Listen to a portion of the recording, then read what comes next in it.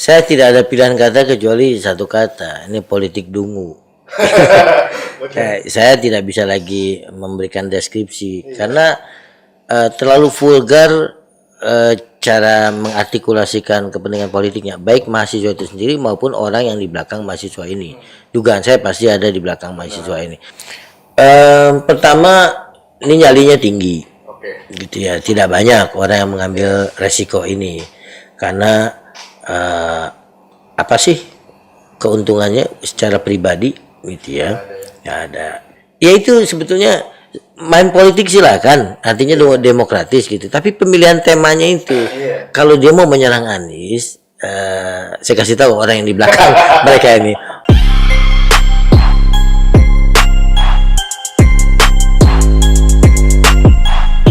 Assalamualaikum warahmatullahi wabarakatuh. Jadi kan tadi kan ada dua topik yang udah kita bahas. Tadi yang pertama tentang karantina wilayah dan ada penghinaan presiden, hukuman lah itu. Nah ini kita menarik nih Pak. Ini menarik banget dibahas karena juga beberapa teman saya juga ada yang komplain, ada yang minta dibahas juga tentang sebenarnya ada satu topik yang saya juga sebenarnya resah Pak. Ini kan ada BEM Aliansi Mahasiswa Pak. Ini mengatasnamakan aliansi BEM, tapi apa ya, kritikannya itu kurang pas Pak. Bahkan banyak banget cuitan-cuitan netizen yang hampir sepenuhnya itu kontra Pak. Jadi tanggal 26 Maret ya, ini kan Pak Anies itu menyiapkan hotel Grand Cempaka Bisnis untuk para tenaga medis yang merawat virus corona atau COVID-19. Nah ini tuh ada 3 hotel atau penginapan yang nanti akan digunakan.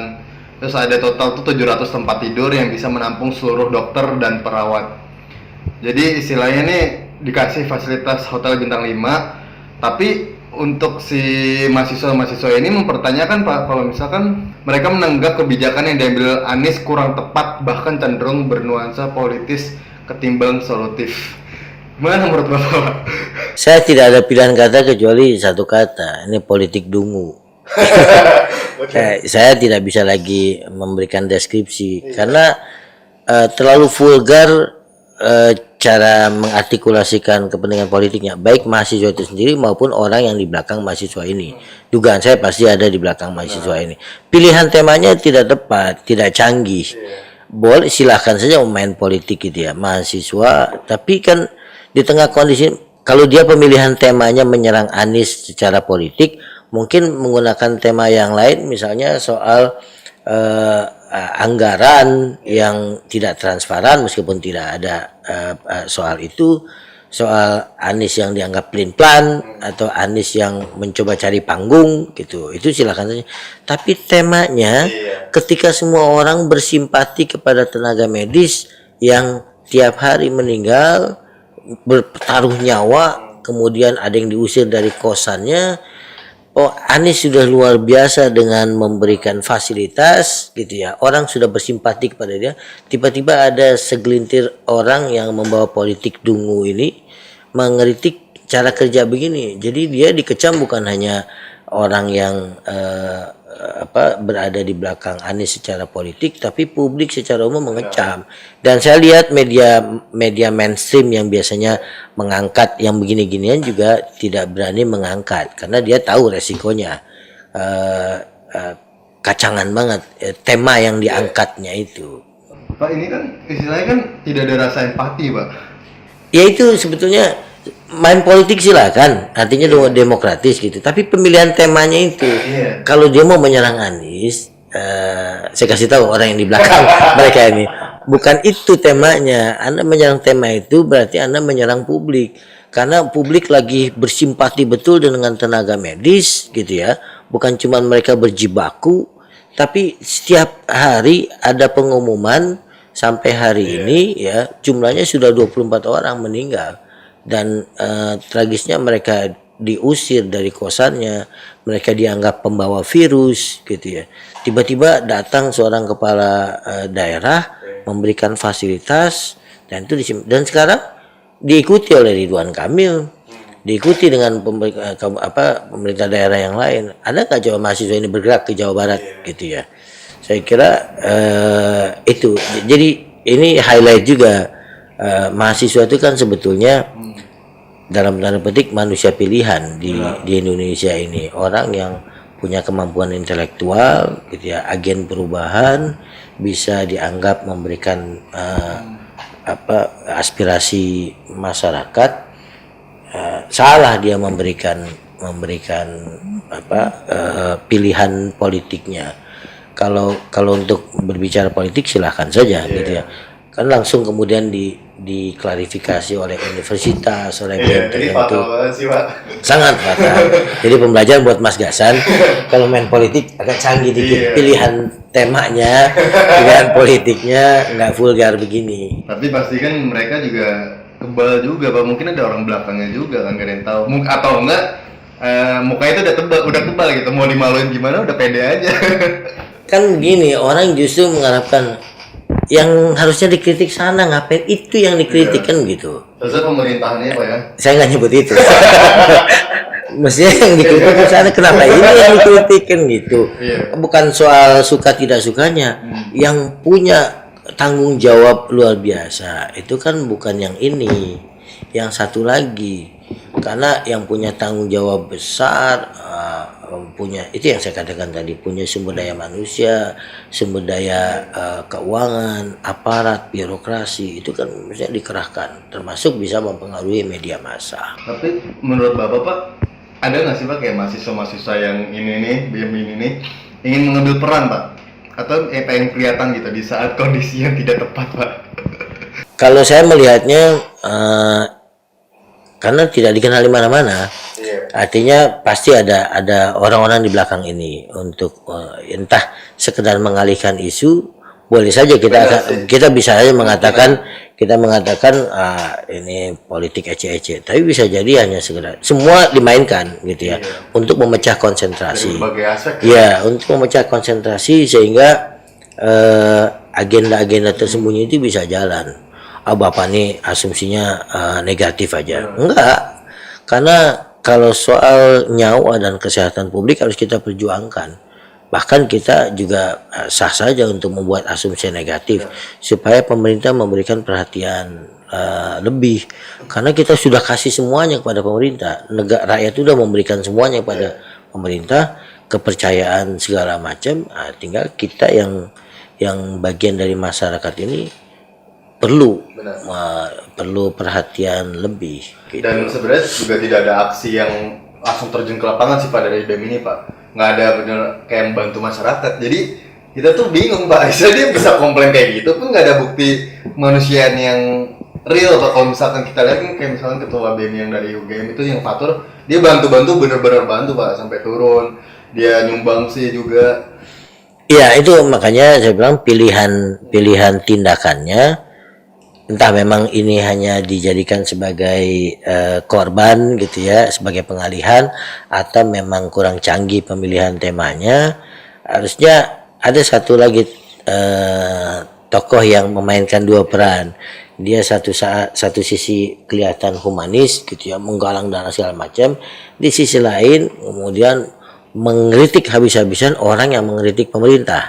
Nah, itu masih bisa berimbang gitu ya, dari orang yang ketika ditanya, saya bekerja kok untuk masyarakat, Anda yang nggak bekerja mengkritik pemerintah, itu masih wajar. Tapi kalau yang ini tindakan sebagai relawan juga nggak ada track recordnya, lalu kemudian mengkritik tema yang memang jadi kepedulian publik, habislah. Makanya tidak banyak juga media mainstream yang mendorong untuk diangkat gitu ya. Yang ada justru karena di mana-mana bertebaran itu nyinyir kepada mereka. Kalau misalnya untuk Bapak nih Pak, ngelihat kejadian yang mahasiswa ini nih, untuk kita lihat mahasiswa-mahasiswa yang lain, punya kesimpulan nggak sih Pak atau saran gitu yang seharusnya kita lakukan di COVID-19 ini? Ya, sebagai mahasiswa sebetulnya masyarakat banyak berharap. Sejarah Indonesia itu penuh dinamika dengan partisipasi masyarakat, partisipasi mahasiswa dalam setiap momen-momen sejarah yang menentukan, gitu ya. Pergantian rezim itu selalu ada kontribusi mahasiswa. Kemudian mahasiswa itu sebetulnya bukan lagi intelektual menara gading ada di kampus. Dia adalah orang yang peduli pada masyarakat. Isu apa yang ada di masyarakat? Bukan mahasiswa itu nggak ada trennya. Kita dukung pemerintah, nggak ada trennya. di mana-mana Oposisi. namanya oposisi. Oposisi bukan untuk kemudian merongrong pemerintah, karena mereka lah yang dianggap sebagai agen perubahan. Karena itu mereka berharap kalau di bawah SMA itu kan belum matang. Kalau orang yang sudah selesai kuliah itu dianggap sudah mapan. Artinya sedang mencari jati diri. Kelas menengahnya sudah agak sulit diajak melakukan perubahan. Maka memang mahasiswa yang jadi tumpuan. Dan itu resiko-resiko itu.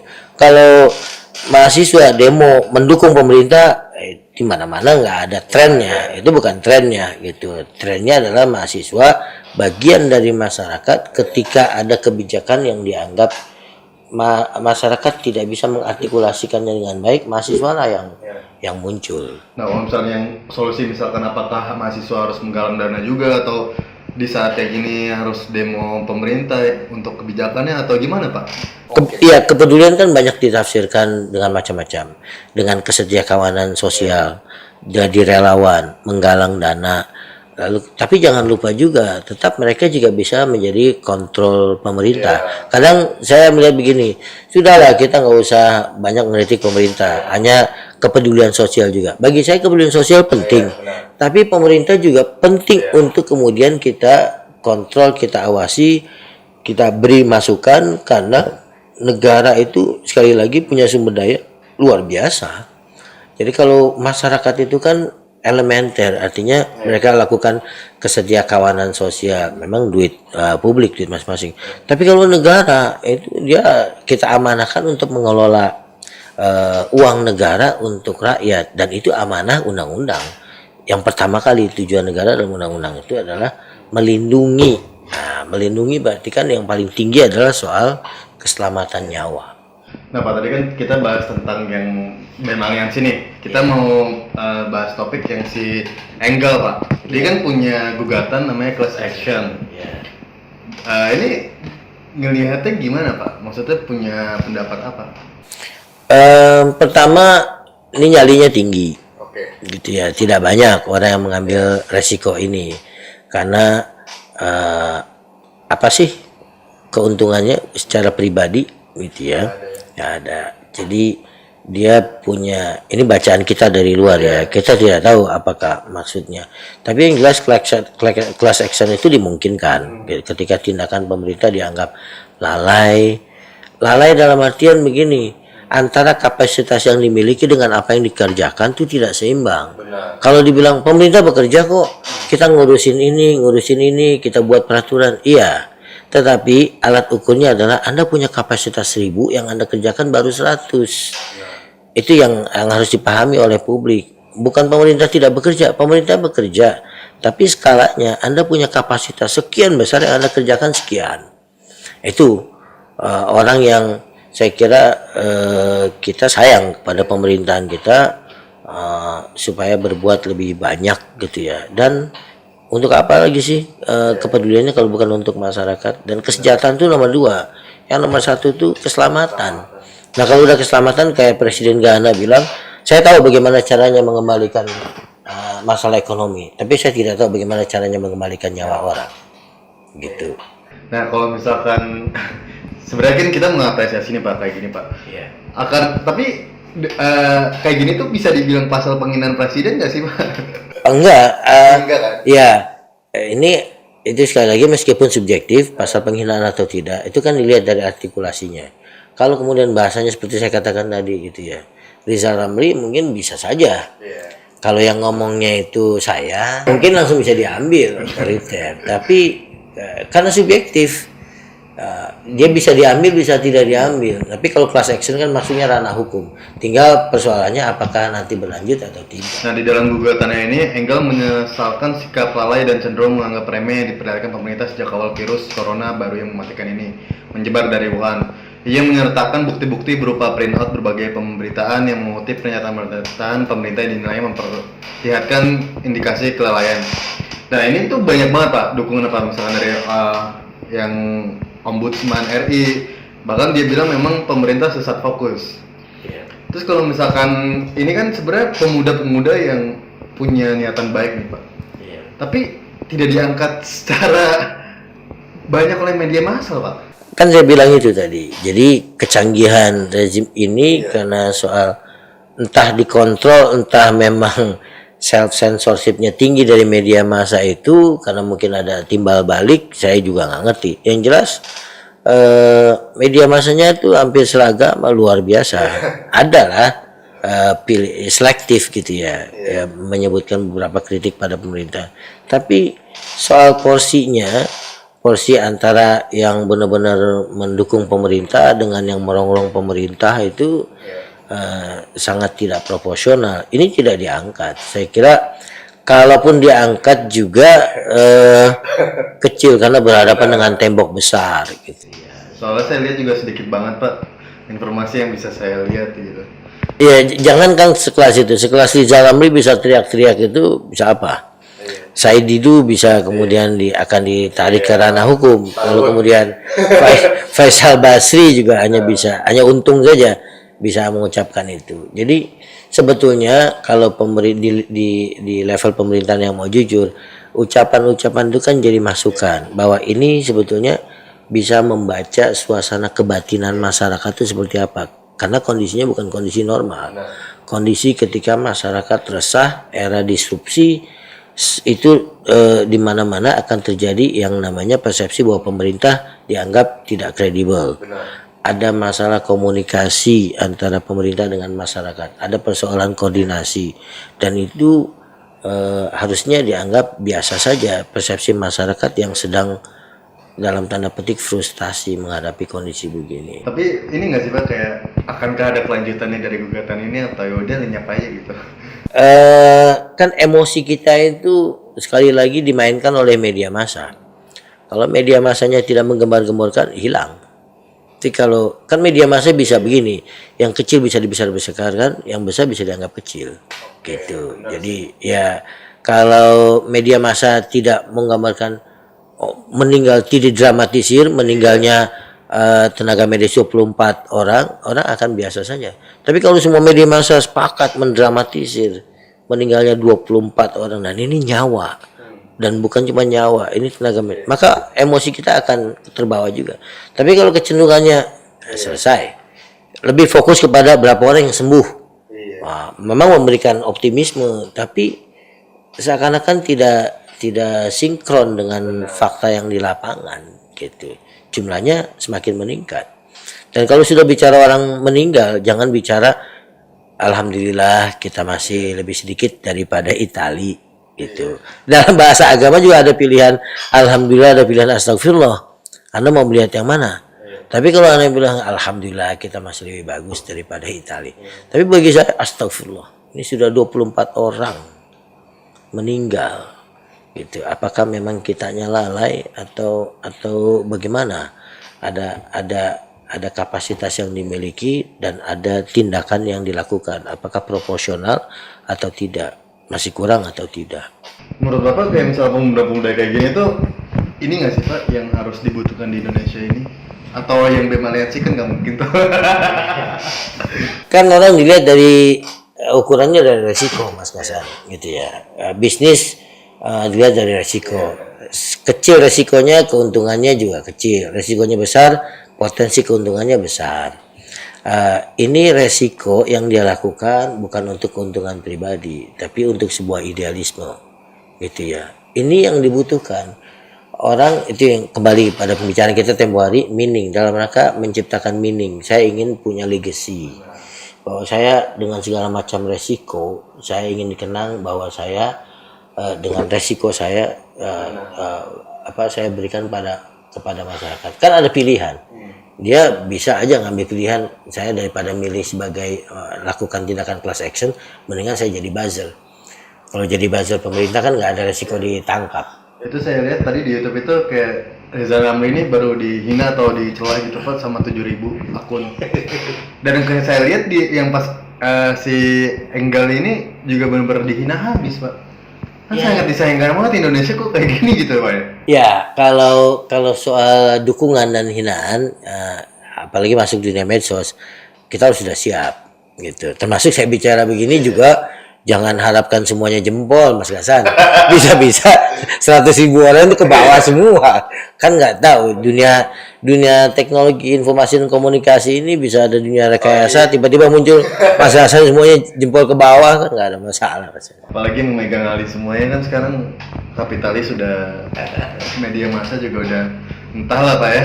Ya itu yang kita sayangkan, kalau pemerintah mau jujur strateginya ya dengarkan para pakar kesehatan, bukan dengarkan pakar media.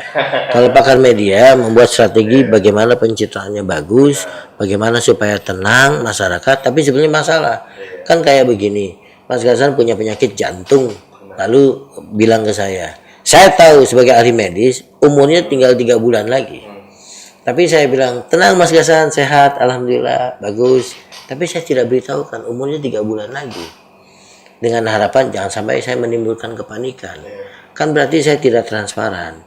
Tiba-tiba 3 bulan kemudian karena orang nggak pernah antisipasi, ya sehat-sehat saja, meninggal dia.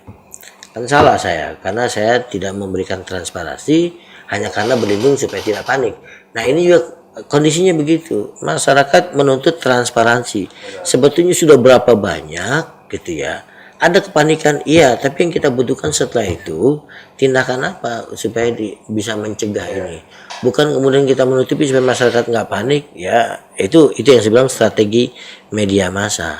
Banyak-banyaklah dengarkan pakar kesehatan sebetulnya untuk memberikan input gitu. Kalau saran dari saya sih buat anak-anak juga, misalnya anak muda, buat aja kayak forum diskusi kayak gini Pak ya, salah satunya. Betul. Nggak usah kritik-kritik kalau itu terlalu keras. Itu terlalu keras. Kalau saya Pak di Twitter itu saya mendoakan aja biar adem. Saya doain, soalnya pengen bilang gimana takut Pak. Kita backingannya belum kuat. Banyak pilihan kita berkontribusi. Diam-diam kita mendoakan para pemimpin kita supaya benar-benar menjalankan amanah dengan baik. Ada pilihan juga kalau dalam Islam itu jihad yang benar itu berkata yang benar kepada penguasa yang zalim. Ada pilihan juga kemudian Anda apa yang tidak bisa dilakukan semuanya jangan ditinggalkan semuanya.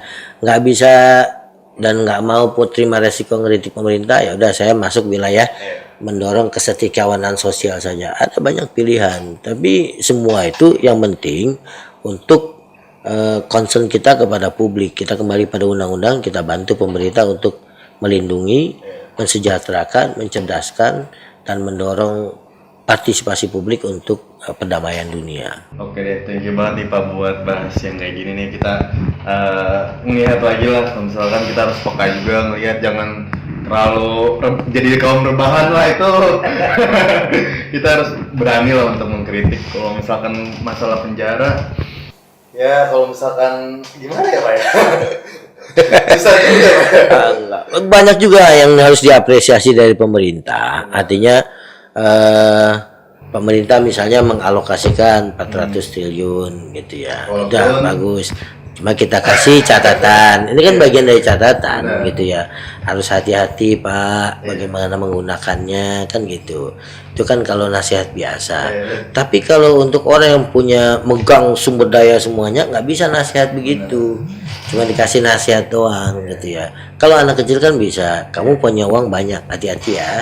Nah, sini mama pegang separuhnya bisa. Ini kan nggak bisa. Sini saya pegang Pak kekuasaannya separuh. Oke deh, jadi gitu aja Pak ya. Thank you banget nih. Jadi jangan lupa untuk subscribe, like, comment, dan share video.